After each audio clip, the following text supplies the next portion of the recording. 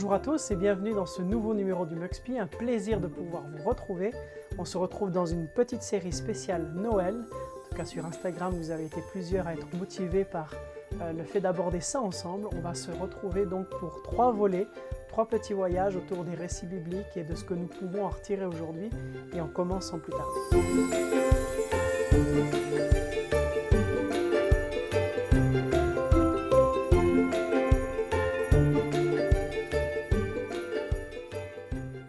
Le 6e mois, Dieu envoya l'ange Gabriel dans une ville de Galilée, Nazareth, chez une jeune fille dont la fiancée s'appelait Joseph.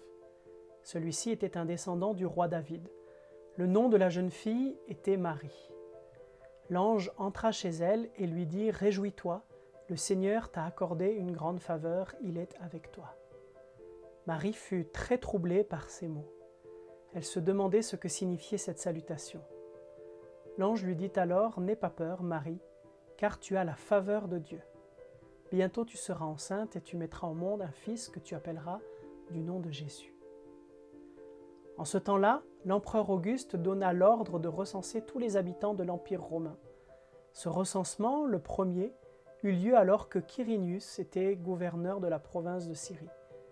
Tout le monde allait se faire enregistrer, chacun dans sa ville d'origine. Joseph, lui, partit de Nazareth, une ville de Galilée, pour se rendre en Judée à Bethléem, là où était né le roi David. En effet, il était lui-même un descendant de David. Il alla s'y faire enregistrer avec Marie, sa fiancée, qui était enceinte. Pendant qu'ils étaient à Bethléem, le jour de la naissance arriva. Elle mit au monde un fils, son premier-né. Elle l'enveloppa de l'ange et le coucha dans une mangeoire parce qu'il n'y avait pas de place pour eux dans la salle destinée aux voyageurs. Ah, la fête de Noël, cette fête presque magique, cette fête qui mieux que toute peut nous ramener en enfance.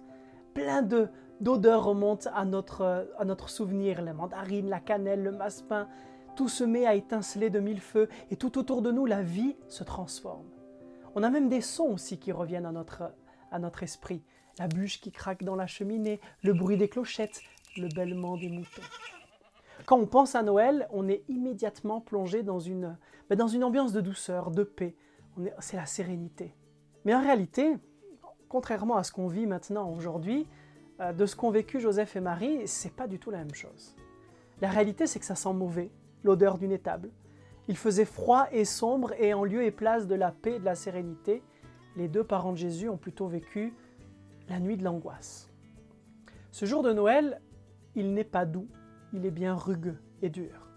En fait, Noël, c'est un grand paradoxe si on y réfléchit bien.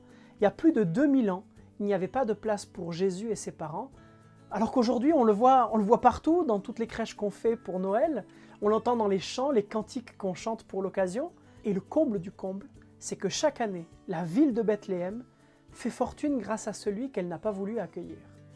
C'est une ville de 30 000 habitants qui accueille près de 2 millions de touristes par an. Et à la période de Noël, tous les hôtels de la ville affichent systématiquement complet. Quelle ironie! Car il faut bien s'en souvenir, il y a 2000 ans, il n'y avait pas de place. Alors du coup, on peut se poser certaines questions. Est-ce que Joseph et Marie étaient arrivés trop tard? Mais quand même si les hôtels étaient tous pleins, pour une femme qui est sur le point d'accoucher, on lui fait de la place. En plus, Joseph retourne dans son village d'origine. Vous savez, c'est un peu comme aujourd'hui sur les cartes d'identité suisses, on a notre ville d'origine, notre canton d'origine, et traditionnellement, cette ville et ce canton devaient assurer l'hospitalité en cas de besoin. Joseph décide précisément de retourner dans son village d'origine, là où on le connaît, là où certains ont peut-être dû se dire « Mais tiens, voilà Joseph qui revient avec sa jolie fiancée, mais attends, tiens, elle a le ventre bien rond, mais elle est enceinte jusqu'aux yeux. » Enfin, quand on se souvient qu'en Orient l'hospitalité est légendaire, on en arrive à la conclusion qu'il n'y a qu'une seule explication au fait qu'ils se retrouvent dans cette étable. On ne veut pas d'eux. Ils font honte et on ne veut pas d'un bâtard. Et oui, Marie, la fiancée enceinte. Avec ces 2 mots, on réalise tout le poids de la situation. Marie est une fille mère. Et quand même, quand on y réfléchit, Dieu aurait pu choisir une meilleure situation pour venir dans notre monde. Pourquoi est-ce qu'il a choisi de s'incarner dans la situation d'un enfant de scandale, qui va être dès le début rejeté, marginalisé? Quelqu'un hors des normes sociales et qui choque l'éthique de l'époque. Du coup, en fait, avant même sa naissance, Jésus déjà a bousculé. Joseph avait même proposé de rompre secrètement avec Marie, parce que bon, quand même, il faut l'avouer, le coup du Saint-Esprit, c'était difficile à avaler. Mais voilà Dieu, qui a choisi cette situation hors norme, qui se révèle en plus d'abord à une femme, car c'est bien une femme qui est choisie. C'est elle qui reçoit la visite de l'ange avec cette parole « N'aie pas peur, Marie, car tu as la faveur de Dieu. Bientôt tu seras enceinte et tu mettras au monde un fils que tu appelleras du nom de Jésus. L'Esprit Saint viendra sur toi et la puissance du Dieu Très-Haut te couvrira. » Dieu a bien choisi une femme dans une société patriarcale. Voici encore quelque chose de hors norme. Peut-être pour nous rappeler aussi que nous sommes tous égaux. Un peu comme le disait Paul, il n'y a plus ni homme, ni femme, ni juif, ni grec, tous enfants de Dieu, tous égaux. Voici peut-être une chose à ne surtout pas oublier en cette période de Noël. L'accueil de tous et le rejet de tout racisme et de toute discrimination. Mais maintenant, imaginez la situation de Marie, qui elle va recevoir cette parole de l'ange, cette promesse. Qu'est-ce qu'elle a dû se dire? Mais comment je vais l'expliquer à Joseph? Comment je vais l'expliquer à ma famille, à mes amis, à mon entourage?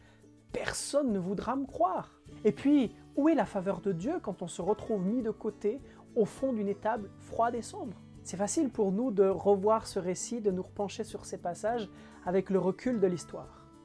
Mais la peur et le doute ont sûrement été les compagnons de Marie dans tous ces moments. Et la réponse qu'elle aura à tout ce questionnement, et je trouve assez incroyable, ce sera « Je suis la servante du Seigneur, que tout se passe pour moi selon ta parole. » Quel courage et quelle résilience! Marie est indéniablement d'une grande inspiration pour nous. Mais je dois vous avouer que je suis aussi interpellé par la réaction de Joseph. Là où Noël doit nous pousser à mettre les femmes à l'honneur, cela nous montre un exemple de vécu de couple. Parce que imaginez maintenant la situation du point de vue de Joseph. Son amoureuse est enceinte et il sait qu'il n'y est pour rien. Et il n'était pas du tout préparé à ça. Comment réagir? Parce que un mensonge aussi gros que le coup du Saint-Esprit, il faut bien être naïf pour y croire. Et qu'est-ce que les autres vont penser de lui s'il croit à sa fiancée? En plus, une solution existait dans la religion de Joseph, dans sa culture. Selon le livre du Deutéronome, Marie mérite tout simplement d'être lapidée. Et puisque le texte nous dit que Joseph est quelqu'un de juste, normalement, cela devrait dire qu'il colle scrupuleusement à la volonté de Dieu, et comme la Bible le dit, alors, il faut le faire. Et pourtant, Joseph ne va pas suivre ce que dit la Bible sur ce cas. Là aussi, peut-être cela nous dit quelque chose sur la notion même de ce qu'est être juste aux yeux de Dieu. Ce n'est pas une obéissance aveugle à la lettre, mais obéir à l'esprit. C'est bien plus une façon d'être qui va être développée dans la suite de ce récit. Je crois qu'on peut utiliser deux mots qui peuvent décrire la première étape du cheminement de Joseph. Volonté et réflexion. Un juste mélange de dignité et d'humilité. Honneur de celui qui se sent appelé à décider par lui-même, et humilité de celui qui prend le temps de tourner la question dans sa tête et dans son cœur pour ne pas prendre une décision à la légère. C'est ainsi qu'au lieu de s'en remettre à l'intransigeance de sa culture, de sa religion, Joseph se met à penser à l'avenir de Marie. Il va la considérer comme une femme. Il va considérer la personne, pas juste les faits. Il respecte profondément sa fiancée, même si la situation est choquante pour lui, peut même le blesser à l'intérieur. Mais voilà peut-être à quoi nous aussi nous sommes appelés à vivre à Noël. De se lancer sur le chemin du questionnement avant de poser des étiquettes et de porter des jugements hâtifs sur ceux qui sont autour de nous. À considérer la personne qui est en face de moi. Ce questionnement et cette ouverture aux autres se prolongent immanquablement par une ouverture à Dieu. Le fait de chercher une solution va prédisposer Joseph à l'intervention de Dieu. Alors c'est vrai qu'il faudra l'intervention d'un ange pour qu'il soit vraiment convaincu de ce que lui a dit Marie. Mais si l'ange est intervenu, c'est parce qu'il était entré dans cette recherche. Il cherchait la meilleure issue pour lui et sa fiancée sans avoir de suite tranché avec sa faible compréhension des choses. Voilà peut-être ici ce qu'est être une femme, un homme juste.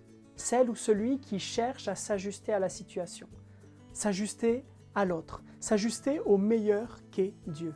Marie et Joseph ont fait preuve d'un effort incroyable pour surmonter leur bouillonnement intérieur d'arguments et de sentiments contradictoires.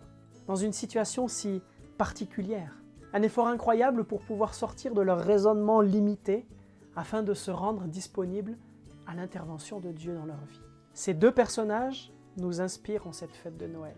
Et je crois que ces deux personnages ont fait preuve d'une qualité qu'il me semble être indispensable et que je vous souhaite, la folie.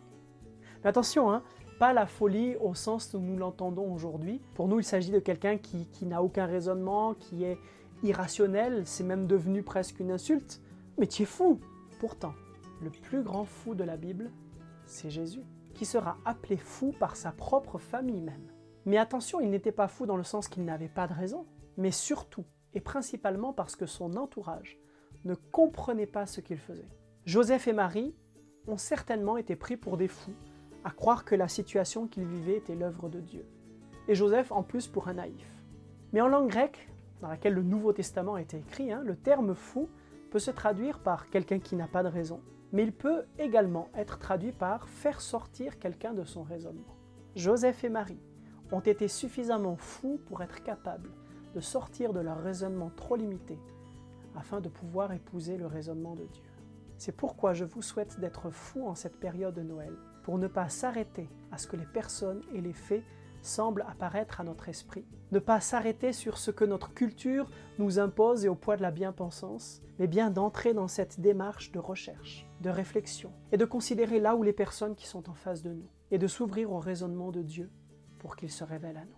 Alors qu'en cette fête de Noël, nous puissions nous aussi nous joindre à cette même parole de Marie, qui disait « Je suis la servante du Seigneur, que tout se passe pour moi, selon ta parole. » Alors soyons fous et joyeux Noël à tous. J'espère que ce Mug Speed t'aura apporté des petites lumières sur ce récit biblique, en tout cas sur ce qu'ont vécu Joseph et Marie. Si tu as des questions, n'hésite pas à le dire. Si tu as d'autres sujets que tu souhaites aborder, n'hésite pas à nous en faire part. Et on se retrouve très bientôt pour la suite, le deuxième volet de ces Mug Speed spéciales autour de Noël. À bientôt. Ciao.